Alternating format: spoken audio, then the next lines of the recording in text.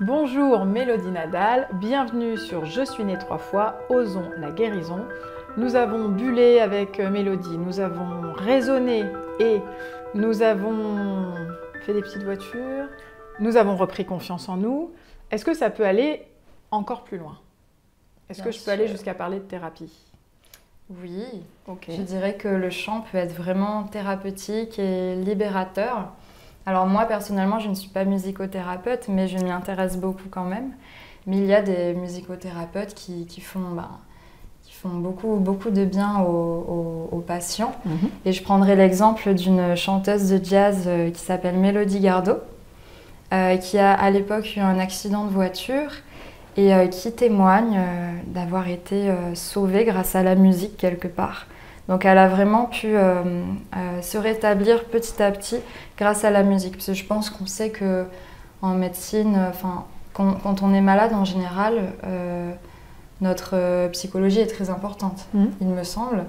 Donc du coup, forcément, si on a plus le moral, si on trouve un outil pour s'en sortir mieux, les chanter peut vraiment être un outil qui peut nous aider à reprendre pied quand on est mal. J'entends aussi que dans ce que tu dis, j'avais pas pensé à ça, mais au final, tout à l'heure, tu nous proposais un exercice de nous allonger pour mieux nous verticaliser, mais finalement, reprendre pied, c'est aussi se redresser, se remettre debout. Ça veut dire que chanter, effectivement, il y a une facilité d'être debout. Oui, bien sûr, en effet, mais il est aussi possible de chanter en étant assis. J'insiste sur ça dans le sens où j'ai déjà eu des 3 ou 4 élèves qui étaient en fauteuil roulant. Donc c'est important pour moi de partir aussi, comme je disais tout à l'heure, sur la personne là où elle en est. Mais effectivement, debout, on va avoir plus de facilité quand même. Et ce que j'entendais aussi, c'est debout physiquement, mais finalement, c'est aussi être debout, quel que soit ce que j'ai vécu, être aussi debout dedans. Oui, exactement. Et d'ailleurs, on n'a pas besoin d'être bien pour chanter. D'accord. Dans le sens où on voit d'ailleurs qu'il y a plein d'artistes qui ont écrit des chansons quand ils étaient au fond du trou, etc. Et que c'est justement comme ça qu'ils se sont libérés. Donc je pense que justement, dans les périodes où on ne va pas bien, ça peut être un excellent moment aussi, un excellent moyen et d'échappatoire, tout simplement, le chant. C'est génial ce que tu dis, parce que je pense à plusieurs patientes qui m'ont dit « quand j'irai mieux ».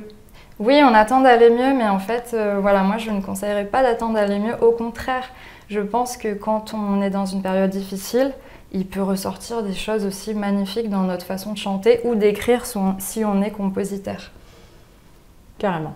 Il y a des gens comme ça qui, petit à petit, osent inventer, créer, faire leur propre mélodie. Oui, totalement. Oui. On travaille beaucoup l'improvisation en cours de chant. C'est pas si facile, mais on y va petit à petit. On va pouvoir juste improviser une mélodie comme ça sur une musique. Voilà, ça demande de se mettre à nu quand même. Ça demande d'ouvrir son cœur, mais ça peut être vraiment bénéfique. Ah oui, du coup, il y a vraiment il y a tout à y gagner à s'ouvrir. Il y a tout à y gagner à s'ouvrir. Eh ben, je te remercie et je vous remercie. Vous l'aurez compris, avec Mélodie, c'est possible de passer... Lacan avait un très joli jeu de mots, il parlait du traumatisme, il disait qu'un traumatisme, c'est comme tomber dans un trou, il n'y a plus de mots, il n'y a plus de sons, parfois il n'y a même plus d'images. Et avec Mélodie, c'est reprendre le chemin de sa mélodie intérieure. Encore merci Mélodie, merci et à bientôt sur Je suis née 3 fois.